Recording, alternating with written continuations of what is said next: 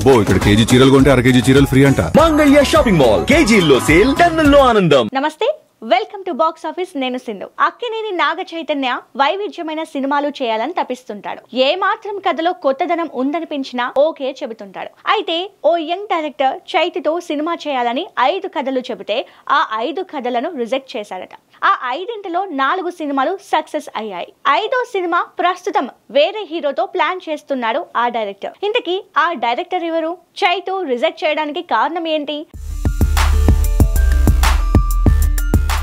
Chaitu reject చేసిన ఆ young director ఎవరో కాదు, వెంకీ అట్లూరి. మెగా హీరో వరుణ్ తేజ్ తో తెరకెక్కించిన తొలి ప్రేమ సినిమాతో దర్శకుడిగా పరిచయం అయ్యాడు వెంకీ అట్లూరి. ఆ తర్వాత అక్కినేని అఖిల్ తో మిస్టర్ మజ్ను సినిమా చేశాడు. ఈ సినిమా పర్వాలేదు అనిపించిన బాక్స్ ఆఫీస్ దగ్గర యావరేజ్ మూవీగా నిలిచింది. ఆ తర్వాత నితిన్ తో రంగ్ దే, ధనుష్ తో సార్, దుల్కర్ సల్మాన్ తో లక్కీ భాస్కర్ సినిమాలు తెరకెక్కించాడు. ప్రస్తుతం కోలీవుడ్ స్టార్ సూర్యతో ఓ భారీ చిత్రం చేస్తున్నాడు. ఈ సినిమాని ప్రముఖ నిర్మాణ సంస్థ సితారా ఎంటర్టైన్మెంట్స్ నిర్మిస్తోంది.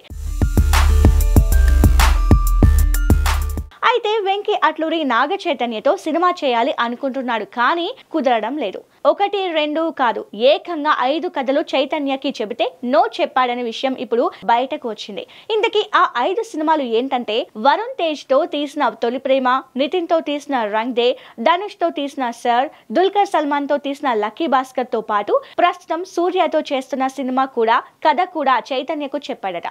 డేట్స్ కుదరకపోవడంతో చైతన్య ఈ 5 సినిమాలకు నో చెప్పాడని వార్తలు వస్తున్నాయి.